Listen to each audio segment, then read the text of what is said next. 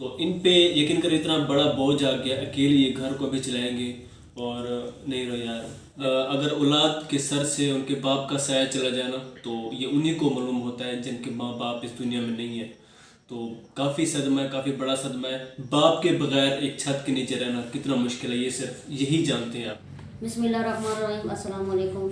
जैसा कि आप लोगों को मालूम है कि मेरी काफ़ी दिनों से वीडियो नहीं आ रही थी। उसकी वजह शायद आप लोगों को पता भी हो कि मैंने कम्युनिटी में भी शेयर किया था कि मेरे अब्बू जान की डेथ हो गई थी।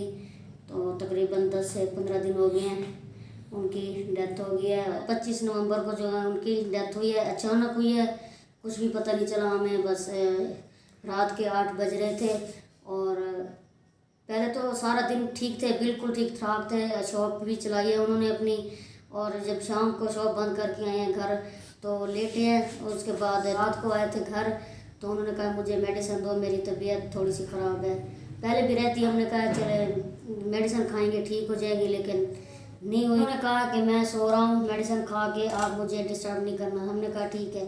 तो जब सोने गए हैं 10-15 मिनट के बाद उन्होंने आवाज़ दी है कि मेरा नाम लिया, मुजम्मिल मेरी तबीयत ख़राब हो रही है, मुझे कहीं ले चलो। तो हमारे घर में और तो कोई नहीं रहता, अब्बू जी होते हैं और छोटा भाई और अम्मी बस। तो मैं जल्दी जल्दी मैंने चाचू को कॉल किया है, चाचू उसी टाइम आ गए हैं और उन्हें ले गए हॉस्पिटल इमरजेंसी। और जब इमरजेंसी पहुंचे हैं उनकी हालत बिल्कुल ख़राब हो गई थी, सांस का मसला था, सांस नहीं आ रही थी। तो वहाँ पे ले गए हैं, उसके आधे घंटे बाद उनकी वहाँ पे डेथ हो गई है। तो उसके बाद तो हमें कुछ भी नहीं पता था। जब हमने ये खबर सुनी है हमारे पैरों तले से ज़मीन भी निकल गई है। तो इतना बुरा हाल था, यहाँ पे लोग जमा हो गए हैं, देखा है, बस कुछ भी नहीं पता था। उसके बाद तो दूसरे दिन जब अब्बू जी की नमाज जनाजा थी तो वहाँ से मुझे वापस ले आए थे। मेरी तबीयत काफ़ी ज़्यादा ख़राब हो गई थी, मेरे नाक मुंह से ब्लीडिंग शुरू हो गई थी। तो पता नहीं उसकी क्या वजह थी। फिर चाचू जी वहाँ से आए हैं और मुझे फिर ले गए हैं इधर डॉक्टर के पास। तो डॉक्टर ने कुछ टेस्ट लिख दिए, उन्होंने कहा इन्हें जल्दी इमरजेंसी इन्हें ब्लड लगवाओ। तो ब्लड एक डोनर ढूंढा है, उसके बाद गए मुल्तान में मुझे ब्लड लगवाए उसी दिन। तो ये मेरा हाल हो गया था और अब्बू जी भी चले गए हमें अकेला छोड़ के इस दुनिया में। अब हमारे घर में एक छोटा भाई है और एक अम्मी और मैं, उसके अलावा कोई भी नहीं है। आज उनकी दूसरी जुमेरात थी, यानी ख़त्म शरीफ था। हमारे जो रिलेटिव थे, नानी जी नाना जी, वहाँ पे कज़न वगैरह वो सब आके चले गए थे, उसी 2-3 दिन के बाद चले गए थे। और आज जो है उनका दूसरा ख़त्म शरीफ था। तो फिरदौस भाई आए हुए हैं हमारे घर। तो आज अब्बू जी की जो है दूसरी जुमेरात थी वो ख़त्म हो चुकी है। तो आज फिरदौस भाई भी हमारे घर जी आए हुए हैं। बिल्कुल, आज जो है मैं इन्हीं के घर आ गया था, क्योंकि स्टार्ट में आया था, उसके बाद जो है काफ़ी दिनों से मैं नहीं आया था यहाँ पे। लास्ट जुमेरात मेरा इरादा बन रहा था लेकिन मैं नहीं आ सका था किसी मजबूरी की वजह से। काफ़ी दुख होता है, यकीन करा, काफ़ी सदमे की बात है। क्योंकि मुजम्मिल भाई आप लोगों को पता है, मैंने आप लोगों को पहले भी बताया था, ये पेशेंट है और एक इनका जो छोटा भाई है वो अभी स्टूडेंट है। तो इन पे यकीन कर इतना बड़ा बोझ आ गया, अकेले ये घर को भी चलाएंगे। और नहीं रहो यार, यकीन करें, अगर औलाद के सर से उनके बाप का साया चला जाए ना, तो ये उन्हीं को मालूम होता है जिनके माँ बाप इस दुनिया में नहीं है। तो काफ़ी सदमा है, काफ़ी बड़ा सदमा है।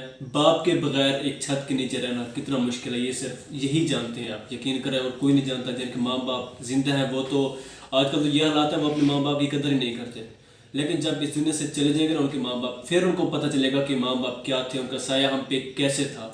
तो खुदारा अपने एक तो माँ बाप की इज्जत क्या करें, और जिनके नहीं है यकीन करें, मतलब एक सोचा भी ऐसा नहीं जा सकता कि वो किस तरह उनके बगैर एक छत में रह रहे हैं। बाप का साया कितना अहम होता है, ये अब इस पे आप लोगों को शायद मुझसे ज़्यादा पता होगा। तो मुजम्मिल भाई भी काफ़ी सदमे में, यकीन करें।